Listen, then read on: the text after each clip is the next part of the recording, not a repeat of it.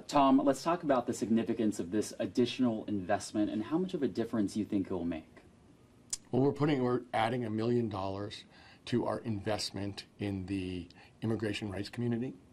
We feel as if the money we spent last year, which was $2.3 million, provided a basis and a foundation for establishing increased protection for people who are under threat of deportation, increased training for lawyers so they can do that work, and also some policy work to support it. And we feel as if we do have a foundation, but the need is as great or more than ever to provide protection for these people who are under threat of deportation, and also to do the positive work of doing DACA applications and citizenship applications. Seems like these causes are very near and dear to you. This is a straightforward civil rights and human rights issue in the United States right now. We're seeing it play out real time with this decision by the administration to separate children from their parents when they show up. And we're seeing that kind of inhumanity and injustice writ large that people are outraged about, and where we've been censured by the UN on humanitarian grounds. I mean, there's something very, very wrong here, and we want to make sure that the immigration rights community knows that we're on their side and that we're going to do what we can to have their backs as long as this kind of injustice goes on. While we have you, the New York Attorney General filed suit against the Trump Foundation. Your thoughts on it? I did see that headline, and I tried to read the story. It said that for 10 years, they had been illegally using their foundation, which is tax-exempt money, to do political work. I don't think there's any way that you're going to surprise someone like me who's leading a campaign to impeach the president to be surprised that he has been breaking the law for over a decade. To me, that is not news. What we're seeing is more evidence on a daily basis of how lawless and reckless this man has been for as long as he's been in the public eye. Let's talk about John Cox and the president. You know, what kind of role do you think he played in helping John Cox get into the general election? I think the president obviously wanted to have a Republican make the top two for governor of California.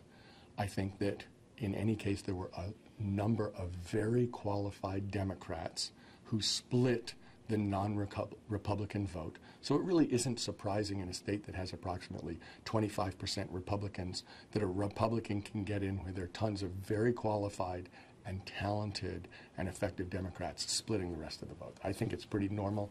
I think that if it could have been easily expected. I think, you know, it's unfortunate because I'd rather have two Democrats on the ticket, but it's nothing to be worried about, in my opinion. There seems to be a Trump versus California battle at play here. Really quickly, your take on that.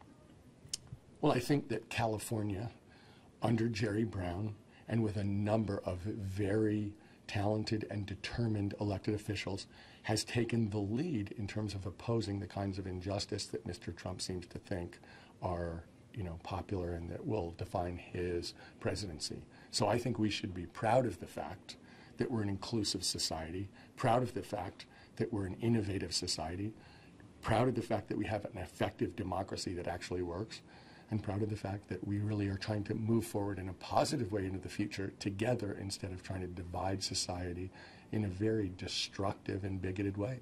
As we wrap things up, you know, your thoughts on the overall effort for the Dems to take back the House in November? We are committed through our grassroots efforts to turn out as many people across the United States to use democracy itself to defeat this radical right-wing move within the United States. We also know that because of gerrymandering and voter suppression and the kind of tactics the Republican Party has resorted to, that this will be a very competitive and difficult task. But we also know, because I go around the country all the time and talk to people, that people are outraged by what this president and this administration and this Congress stand for. And, you know, there is going to be a massive effort to try to make sure that Democrats retake the House. But it is going to be very competitive, and the outcome is by no means assured. And finally, inquiring minds want to know, you kind of allude to the fact that you've been all across this country speaking to a lot of people. Any chance that we could see you running for an elected office, you know, in the years to come? I don't know, because we are completely committed to November 6, 2018, to working as hard as we can at the grassroots to promote voter engagement and participation to try and get back on a just path for the whole country. And I have no idea what's going to happen on November 6th. What I can say is I am completely committed to being part of that group of people working to get back on that just path and to fight back against the kind of injustice we're seeing in the way that this administration handles immigration and immigrants, the way they handle children, and the way that they vilify and attack groups within our society. I promise I will be working full-time against that on November 7th.